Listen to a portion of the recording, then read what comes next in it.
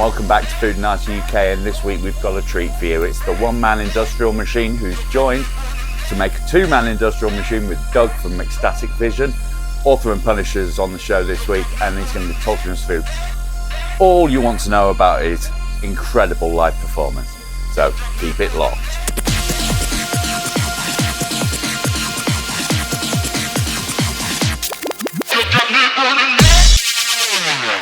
Hello, welcome back to Foodinati UK, and we've got a special one for you today. Lovers of industrial music or just generally stuff that's heavy as hell. We have Author and Punisher in the house today. Pleased to meet you guys. Thanks for coming.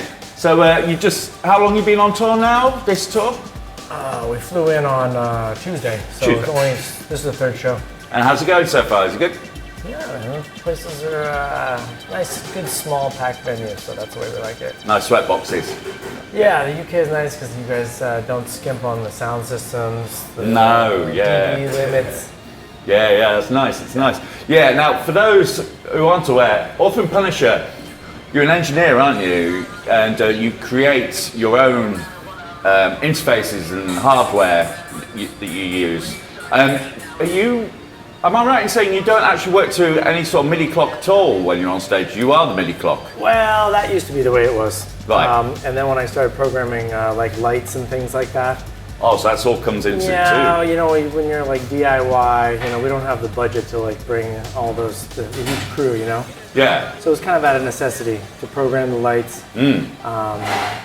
So yeah, I was getting to the point where I was like pressing too many buttons at once, you know, like I was like kind of like that, you know, circus monkey or whatever. So I didn't. Right. It was getting a little hard. Sure. Clock, a lot of the automation happens on the computer now. So you're at San Diego, am I right? Yeah. A lot of good food in San Diego, I'm told. A lot of good stuff. Like as soon as I get there, I start crushing Mexican food. Oh man, food trucks. Yeah. Wow. We'll get onto the food bit in a minute because I can just see chefs getting it ready for us. Nice. So yeah, your latest album, Crawler. I am pronouncing that right. Yeah, Crawler. Yeah. Crawler. Yeah, it's out on Relapse. Yep.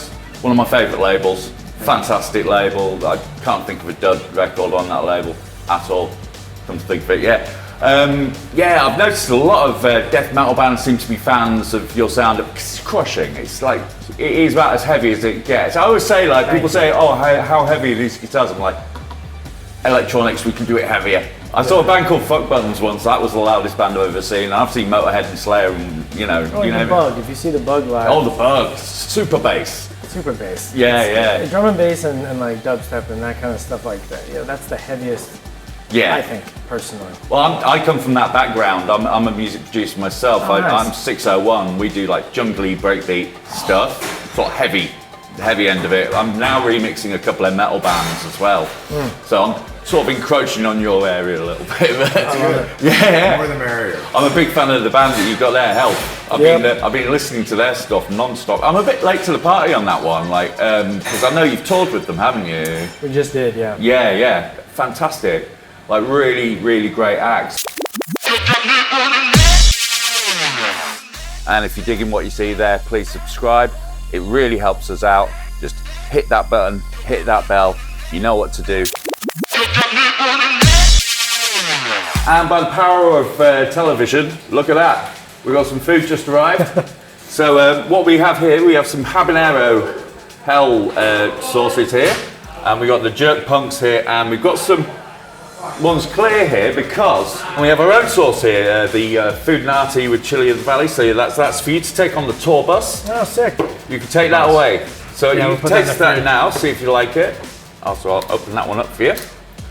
We'd like to see if that goes down well. If we had the van at home, we got a fridge in there. So there's some cutlery for you both. Sweet. So work away, guys. Did you say Foodinati? Foodinati. Oh, okay. As in Illuminati. No. It's like Foodinati, that's some serious shit. Yeah, no, I wouldn't call it that. Yeah, don't fuck with it. Nice. So the album's been out since, was it 2021 or 22? It was last year. It was last year? Yep. Last year.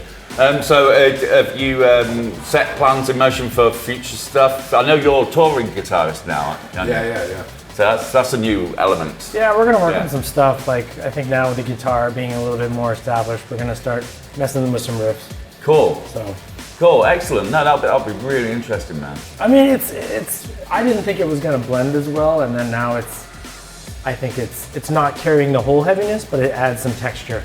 Lovely. And some, like that old industrial metal. You gotta have some chugs in there, and yeah. And it's hard to do the. It's hard to do the really choppy chugs with a synth, unless you like make the attack and do it as like kind of a. Yeah, you could. Yeah, you need that sort of like noise. I mean, like the chug comes from like how you're adjusting the gain and stuff like that, isn't it? So it's harder to do on the synth with the way I have it. I'm really good at doing the low and the heavy and the bends, but if I want to do the rhythmic punchiness, Not that I'm trying to be a metalcore band, you know what I mean? I know exactly what you mean. I mean, no one could level that criticism. I really adore the records. Thank you. Just how did you get into like creating? I mean, I know you've got a background in engineering, which is how you got into. You do that anyway, that kind of work. As I saw in a documentary, you was like, right? Yeah. So you fabricate and manufacture. Right. Well, I'm starting a company making some of our machines, but that's sort of in the works right now. We're going to be selling those. It's a boutique kind of instrument company. Cool. But my day job has always been like automation, not really robotics. I would say we call it like mechatronics. Right. Basically gadgetry for. I used to do it for like semiconductor automation. Right. And like automation for like machines that process bio stuff. And now I'm in microscopy since 2007. Right. Just big electron microscopes that we sort of modify. We look at like mouse brain, we research Alzheimer's, things like that. Oh wow, cool. But I'm not a scientist. I'm the tech guy. You're the tech guy. Yeah. That's awesome. Yeah. So what's your background? Which band have you played in? Other bands that I would have heard of? Yeah. Well, Tristan and I toured together like about 10 years ago. Sure. We played some heavy bands, Cool. Lost, and Ecstatic Vision is my band now. Oh, right, cool. But we remained friends for like 10 years. Brilliant. Between just kind of like sending texts to each other and staying in touch, and then when he needed a guy, he hit me up. And awesome. We've had good friendship for a while. So I'm looking forward to seeing it tonight. Honestly, I'm really looking forward to this. Well, you don't have to just look at me on stage anymore. Oh, well, yeah. I mean, I spoke to, I've got a production partner, Nathaniel, and he's big up that. He unfortunately can't make it tonight because he's looking after kids. He's a scout. He's a scout master. It's his way of giving back. So he does that, and he said any other night of the week he would be there like a shot. He really wants to see you guys and Zetra, who you've got in support. I mean, I've done late to party on that one because I checked him out because I heard you were touring together, and I was like, wow, that's really lush. That's really nice. They worked with Godflesh, and I think that's how I found out about them. Right. They opened for them in London. Right, cool. Yeah, big fan of Godflesh. I've been since like Street Cleaner, you know. But you see, industrial music for me was a gateway drug to what I do now, like electronic music, because I was punk first. So, and then I heard Nine Inch Nails and Ministry. I was like, samplers, they're quite interesting and that sort of thing. Right. So I got messing about with that. This is back when it was an Amiga 500 computer running Octamed or something, you know. Didn't even know what MIDI did, you know. And that kind of quickly transitioned from punk into electronic music. It was quite strange. It was sort of the same DIY aesthetic, I guess, in those days. I'm talking like 93, 94. So, how long have you been doing this?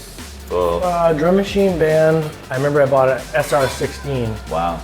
Alesis back in, I want to say like 93 maybe? Yeah. So that was when I had a band called Empathy Test, and that was, cool. There's a new band called Empathy Test, it's not the same one. So the guy, Shone, that's a newer band. Yeah. But there's a lawsuit for sure going on. But that was like, you know, it was like kind of weird, like Fugazi meets Godflesh kind of job. So that was where it started. But then I was playing in like this band Falkirk, which was more like, I don't know, like early Neurosis, you know, early Mastodon kind of stuff, Quicksand. Yeah. Then I started going into like raves and coming over here actually to London. And go into more drum and bass stuff, and I was like, oh, okay, the heavy sensibility is similar, you know? And then finding like the slower dub stuff, and then building my own speakers, kind of like reggae sound system type vibes. Yeah, like I said, there's 100 ways to be heavy. Like, it doesn't just have to be guitars. Man. You can be heavy in tone. Yeah. You know? So I was actually, there's a fantastic book just come out called Tapestry of Heavy Music. Electric Wizards, it's called. Oh, and it goes into the notion of what is heavy in a musical sense. And you know, it's got a whole chapter on funk. Like, funk can be really heavy, you know, and soul music can be really heavy, country music really heavy, you know. Like, heavy is just like, whether it's a big subject, I think that's when things become heavy, isn't it? But some people say heavy and you're like, this is angsty. It sounds angry, but that doesn't mean it's heavy, you know? No. It's gotta have, I think it's gotta have sort of like an emotional, you've gotta hit some emotional chords. Yeah. Not in an emo way, but you've gotta hit this thing that like, almost has a little bit of like melancholy to it. Sure. It's got to be like a bit of a bummer, man.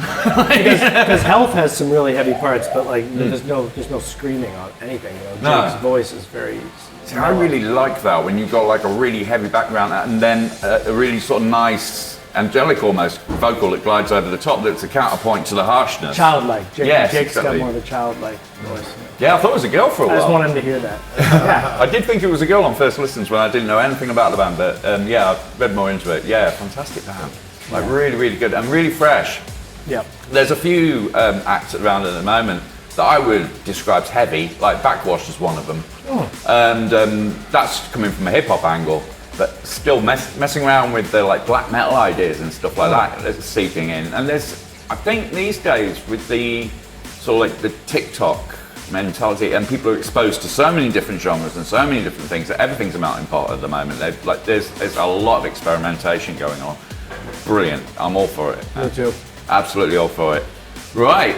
Well, I'm going to let you get into your dinner because you've been travelling all day. You got a gig later. Yeah. Which I'll be along to see. It's a good life. Right. Thank you very much, Author and Punisher, and we'll be catching you on the next episode. See you later. Coming up next week, we've got part 2 of our incredible 2-part interview with Utah Saints, the dance legends. You don't want to miss it.